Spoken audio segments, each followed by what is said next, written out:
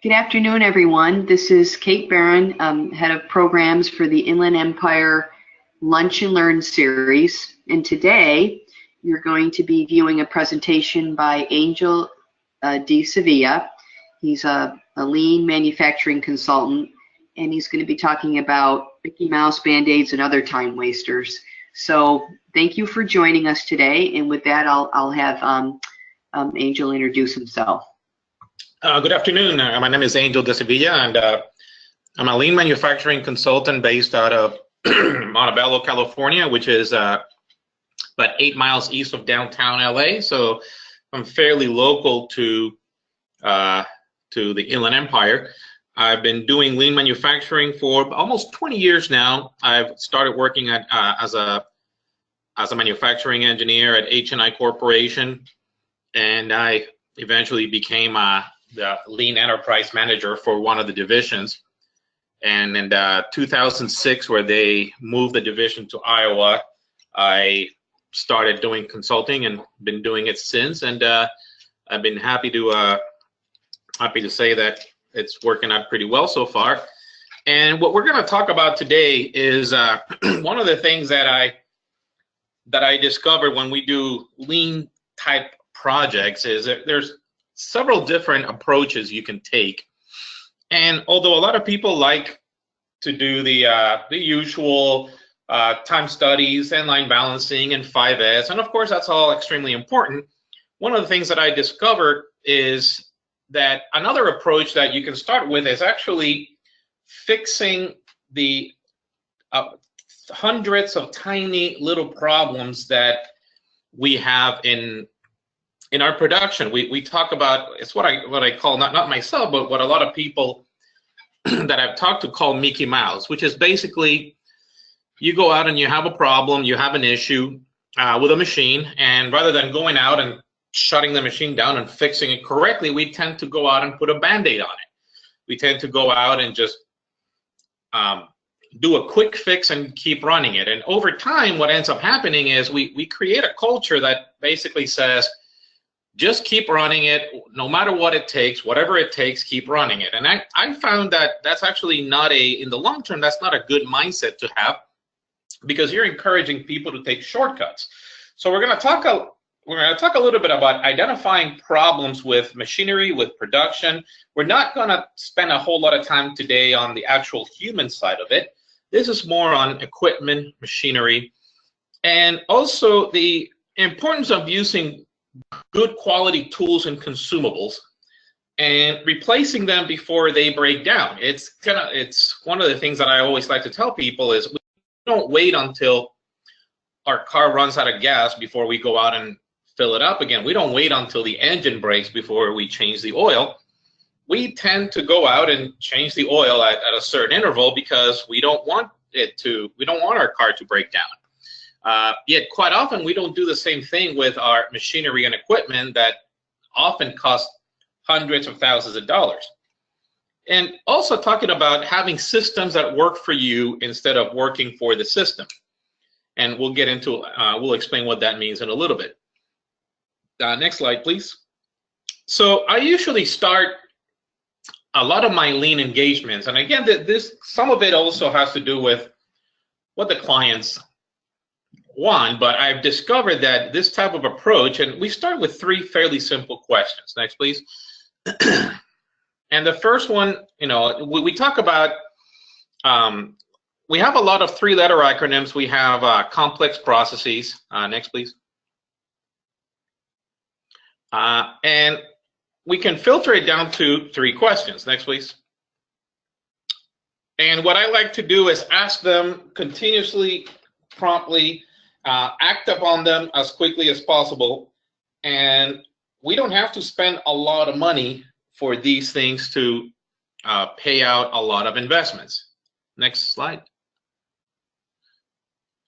So one of the things I like to do is have people understand, number 1, that you have a problem. Number 2, understand the actual cost of these problems. And number 3, develop a desire to solve that actual problem. Next, please. So the first question that I tend to ask pretty much anybody and everybody when I start doing a work, and I think is a question that anybody in management should be continuously asking is, what is your job and how does your job add value to the company? Next, please. It's important that everybody understands the concept of value and waste. Next, please.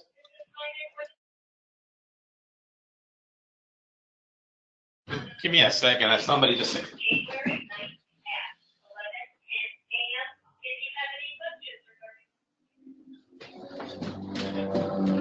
Oh, my apologies. Also, we got to understand where do people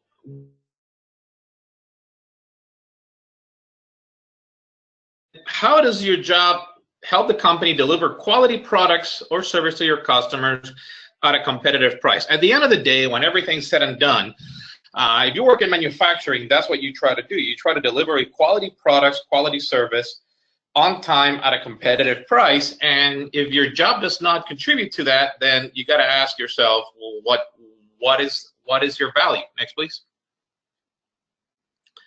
If you did not do your job, how is the company affected? What is not going to happen that will adversely affect the company if you did not do your job?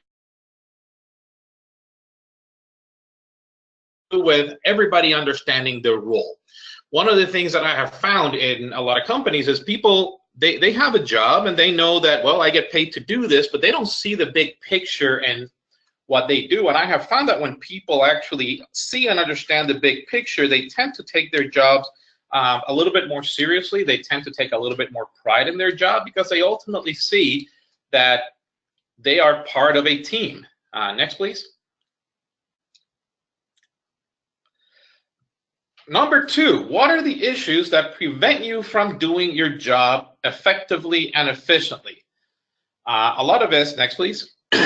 Usually when we have, when people are trying to do their job, when they're trying to add value, and we need to ask the first question, because when you understand what is it that you add to the company, then we can start talking about, well, what are the things that prevent you from adding the company? And these can be divided into equipment issues, system issues, personnel issues, and management issues. We're not going to talk about personnel and management issues here. We're going to focus on the first two. Next, please. And of course, the last two are important, and they should be part of your overall lean strategy, your overall continuous improvement, trying to figure out, do we have the right people in the right management roles, and do we have the right people in the right roles, and do these people add value?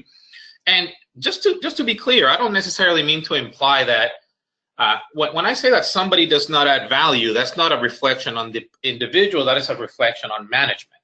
You can have very good people, and if they're not doing the job that is to the best of their ability to help the company, that's a management issue. And I've seen a lot of really good people that they end up doing jobs that it's basically you're underutilizing the talent. Next, please. So let's talk a little bit about equipment issues. Next. Such as malfunctioning equipment, so machinery, equipment that is not working correctly. Next.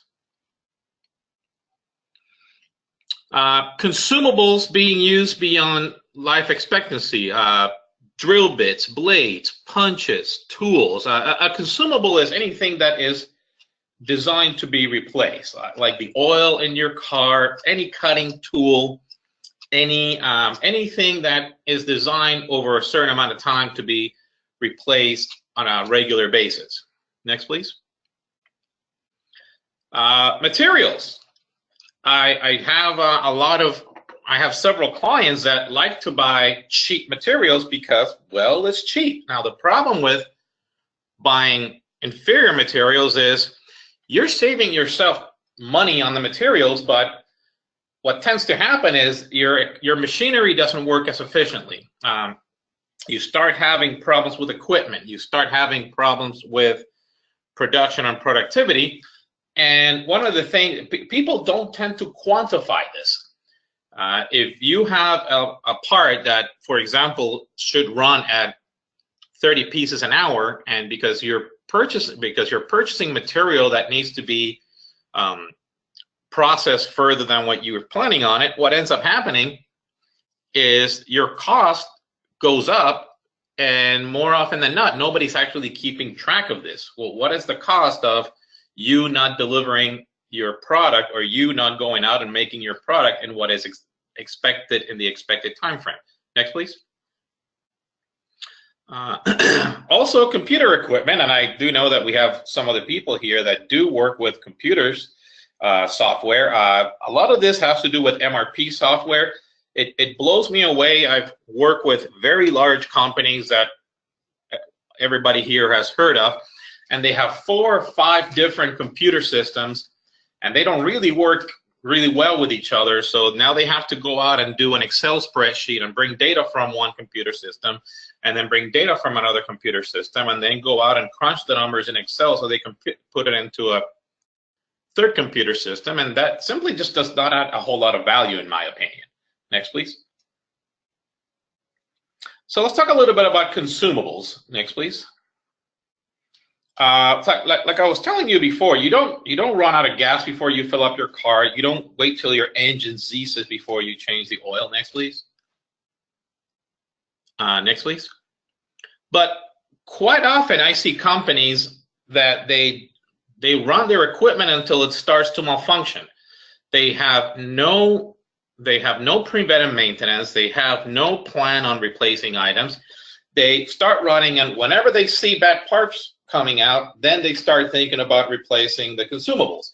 The problem with this, of course, is, well, you make bad parts. This quite often tends to happen at the worst possible moments. For some reason, Murphy's Law kind of kicks in, and it happens on a Friday afternoon. Order that needs to be delivered right now, and all of a sudden you don't have the actual parts that you need. Next, please. I've seen companies scrap thousands and thousands of dollars because they refuse to replace a $75 component. I've seen machines working at a fraction of the capacity for 8 months because somebody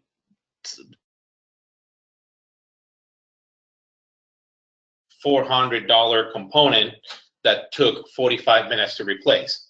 So instead, they run the machine at 75, 80% of its capacity for months and months and months at a time, because they'll say, well, we don't have time to shut the machine down and replace a component.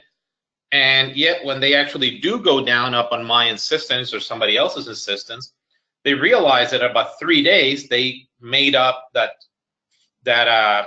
45-minute that they wasted, so quote unquote, on replacing that component. They made it up sometimes in 3 days. In one specific situation, they actually made that up in less than a day, just because they went on and took the time to change the component and not just live with it, so to speak. Next, please.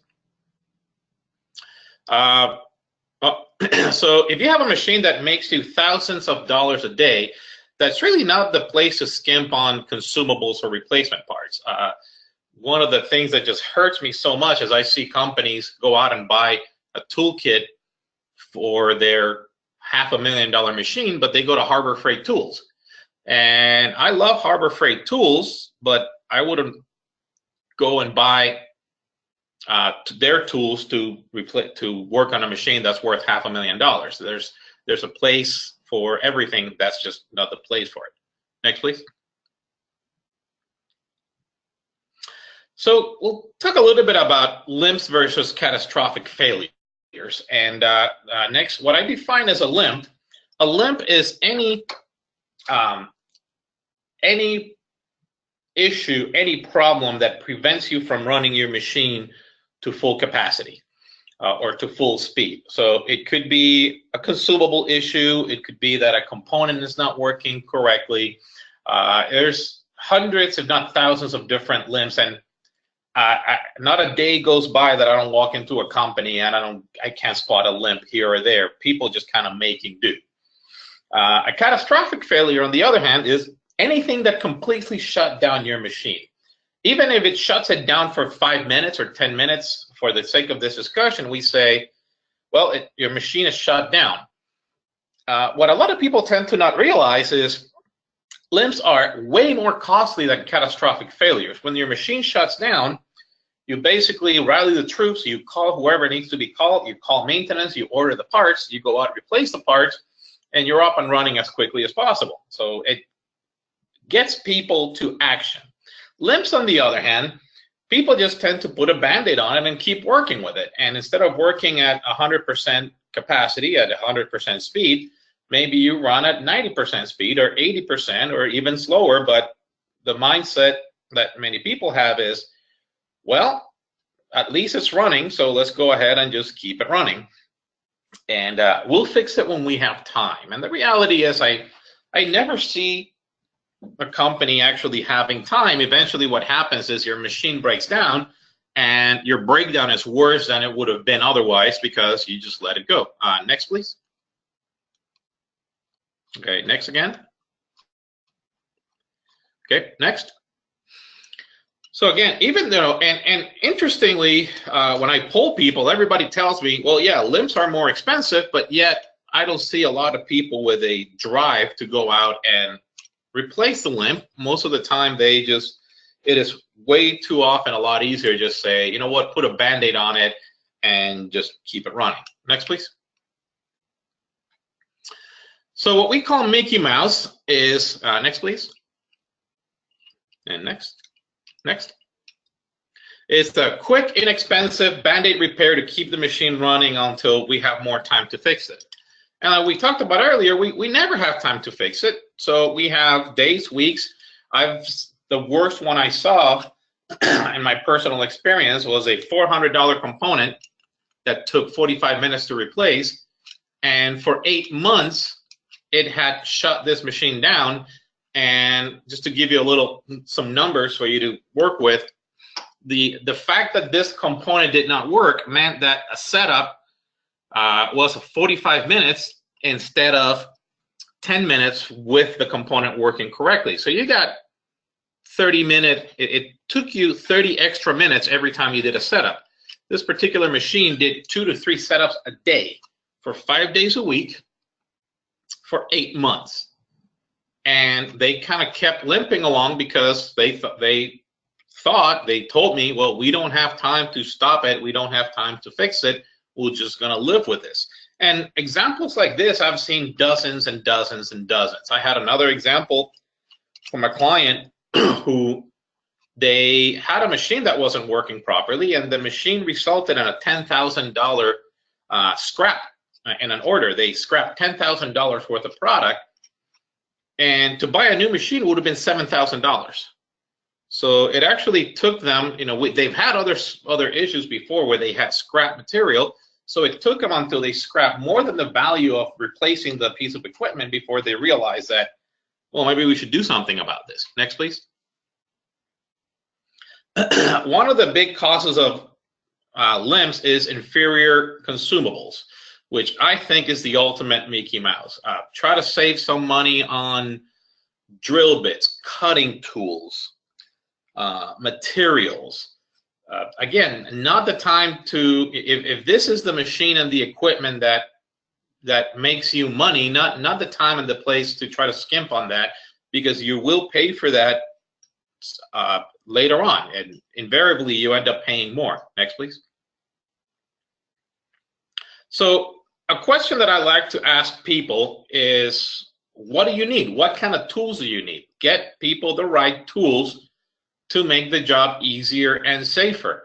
I've seen everything from people using blades without handles, people using screwdrivers to open boxes, people using all sorts of things as hammers, people going out and bending a piece of cardboard to use as a dustpan instead of having an actual dustpan.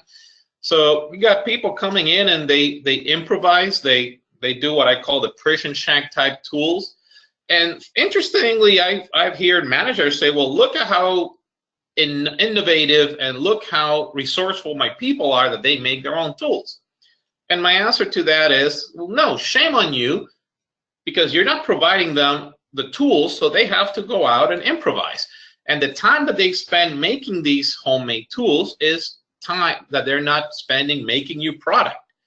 And quite often these are things like screwdrivers, box cutters, wrenches, hammers, hand tools that you can go to Sears and get a handful of, craftsmen, go to Snap-on and get some quality tools.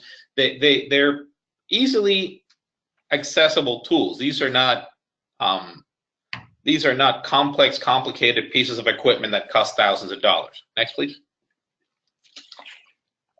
So here's an example of a dustpan shovel made from a gallon bottle. I think it's a bleach bottle. So I believe they were using this to move material from one container to another. It was the material was like, think of it as small little pebbles, and well, they couldn't get them. They couldn't get a tool, so they made their own. Next, please. Or this razor, which they'll took a razor and put a piece of wood dowel over it, and they went out and this was their razor instead of getting an actual handle to go with the razor, which would have made it a lot safer. Next, please. Let's talk a little bit about systems, and when we talk about systems, are the things you have to do to get your job done. Policies, procedures that must be followed, data entry that you need to do. And now the reality is every company needs to have systems to get work done. You can't have a company that has no systems whatsoever. Having said that, quite often they can be outdated. Not as the company grows, as a company evolves, these systems don't change. You try to use a piece of software that's intended for a handful of transactions a day, and now you're doing hundreds and hundreds of transactions, and the software just doesn't keep up. And I'm not just talking about software, even though software, in my experience, is a significant contributor of this part, but it also has to do with paperwork. What kind of forms do you have to fill up? How many forms do you have to fill up? When you fill up the form, where do you take them? What is the reason that we have people filling up these forms? Is it just to collect data? What do you do with the data once you collect it? You go out and you put it in a spreadsheet and then put it on a graph and then post it somewhere, but nobody takes a look at it, nobody cares, nobody even knows it's there, but you're spending resources doing these things. Next, please. So anytime you look for a system workaround as part of our daily routine, give you an example. Sometimes the system doesn't accommodate a certain change that you have to do. So you have to go in and kind of do a workaround with the system, and that kind of becomes tribal knowledge. You have what we like to call a system within a system. So you only have a handful of people that can do that job because you only have a handful of people that can go into the computer and go into some obscure screen in order to change some data, because we haven't set up the computer to accept the data in the way we want to accept it. We have people spending time and resources trying to get around the system. One of the ones that I personally witnessed, we set up a Kanban system, which I don't know how many of you are familiar with it. It's basically a visual inventory system.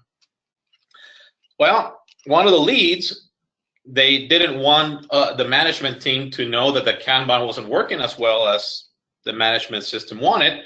So they went out and they hid a bunch of inventory. So when the Kanban system failed, they would go out and get their inventory, their secret stash, and use their secret stash.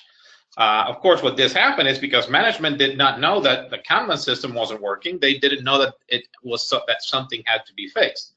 And by the way, a lot of this is actually promoted by management, because when management says, I need you to use this and it better work, if it doesn't work, then there's a lot of pressure to basically hide any problems from management. So even though we're not going to get into a lot of details of, well, what can management do, one of the things about it is management needs to be constantly open and constantly looking at, are our systems working?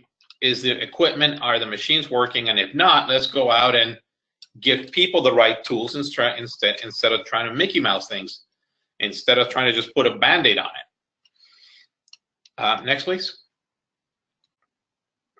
So like I was telling you, somebody was telling us, well, your Kanban system only works because I've been hoarding inventory to pick up the slack. Well, if we had known, then we would have adjusted the Kanban quantity so that they would not have this problem. But for some reason, the leads were afraid of telling management, hey, we're having issues with this.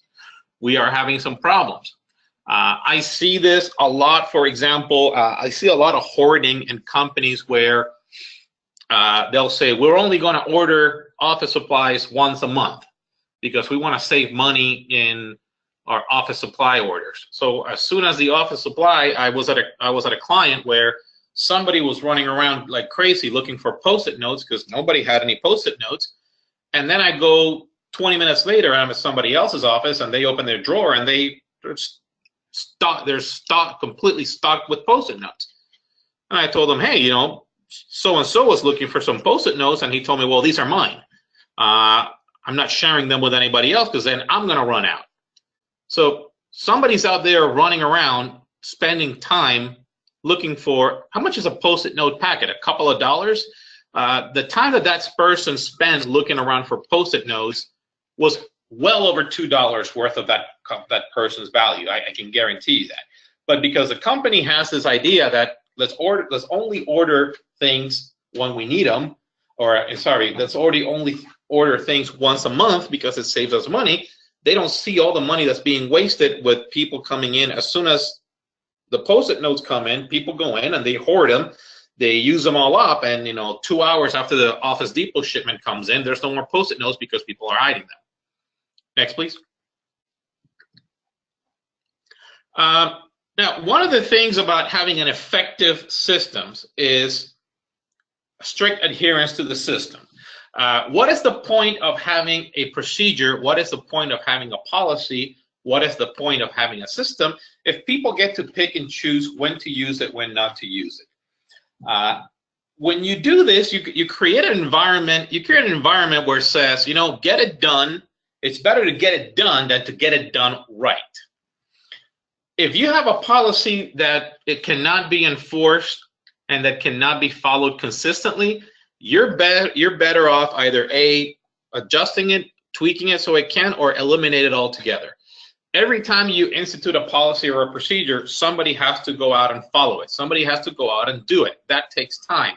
That takes resources. That costs money. And like I said, it is important to have systems, but the systems are supposed to help you be productive. You don't work for the system. The system should work for you. I was in a situation where I was trying to change something, and the worker that I was working with told me, I agree 100% that what you're telling me is going to be faster and more and easier, but our computer system doesn't allow us to do that. So we're not going to go out and change things and save money because we're a slave to our MRP system. So if you have any problem, enforcing the system, making sure the system is followed, change it or get rid of it. There has to be systems, and if you have a system, if you have a policy that's not followed or enforced, it's useless. It's adding complexity. Even worse is if you enforce it inconsistently, because that is when people start getting the idea that, well, there's preferential treatment. I have to do X, but the other person doesn't have to do it, and then you have other human factor issues that you have to deal with. Next, please. Also, you have to trust the system, and part of trusting the system is knowing that the system is going to work, and knowing that the moment it starts not working, then we're going to go out and change it or adjust it so that it does work for the company. Next, please. So only have policies and procedures that you are willing to enforce. If you are not willing to enforce policy and procedure, get rid of it. or adjust it so that you are willing to enforce it. Next, please. One of the scariest things that I have actually heard an inspector say, and this was a manufacturer of components that go into space, and we're basically talking about specifications that a component had, and I'm asking them, well, how do you inspect this? And the inspector told me, well, we don't inspect that particular specification. And I said, well, it's here. Why don't you inspect it? And the quote you have in front of you was exactly almost verbatim what he told me. If I had to inspect every single requirement of every single part we have, we won't get anything done. So I was absolutely terrified when I saw that, because what the guy is telling me is I get to pick and choose what I inspect, or, well, sometimes somebody else tells me what to inspect and what to ignore. And my question is always, if you're going to ignore that, then why is it even there? Why not get rid of it altogether if it's not important? Next, please. So what to do? First and foremost, create a responsive atmosphere where the equipment will be shut down and repaired when a problem is identified. A lot of this at the beginning requires management to be there and identify these issues, identify these problems, and go back and say, fix it correctly, fix it right. Don't go out and put a Band-Aid, don't put a Mickey Mouse, don't grab a paper clip and duct tape and zip ties to come up with a solution. Do it right. Have a atmosphere. Employees need to be comfortable asking for the tools they need. One of the worst things that I see managers do is argue whether somebody needs a $12 screwdriver or not. And just give them the $12 screwdriver. If you show your employees that you trust their judgment and the way they do their work and the way what they need, they're going to go out and be a lot more open and a lot more willing to share with you when there's an issue. Otherwise, they're just going to clam up and they're just going to go out and try to fix a problem themselves. And in the long run, that actually causes more problems. Next, please. And mind your systems. Make sure that the systems are there to help you do your job. Make sure that the things that you need to do, the spreadsheets you need to make, the databases you need to maintain, all that stuff actually either helps you or it helps somebody else manufacture good components or provide good products and services at a competitive price. If not, then you have to think about, do we really need this and should we get rid of it? Next, please. So that is basically what I have at this particular moment. I guess if there's one idea that I want to leave everybody with, is the idea of making sure that everybody has the right tools that they need and making sure that to provide the correct tools. And when something's not working right, when something starts hiccuping, address it as quickly as possible. Don't wait until it becomes a huge issue. Take care of it when it's small. So at this point, if anybody has any questions, I'll love to hear them.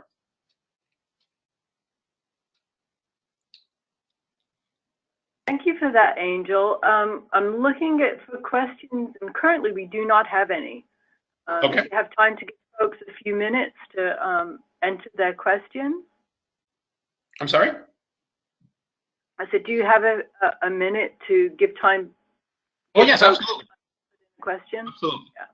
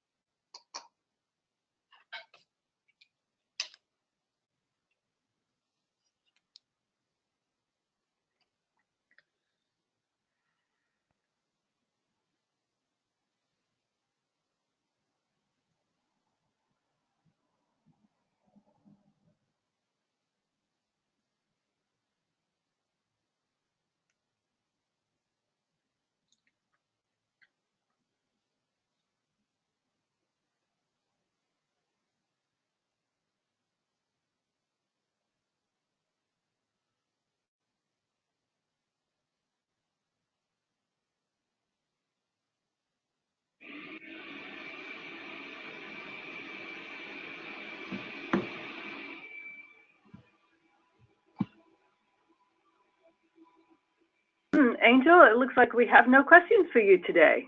Okay.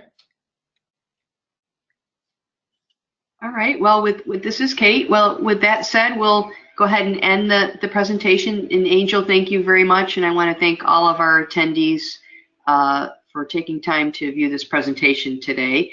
It has been recorded, so if anyone wants recording, we'll go ahead and send it to them. Thank you so much. Have a good afternoon.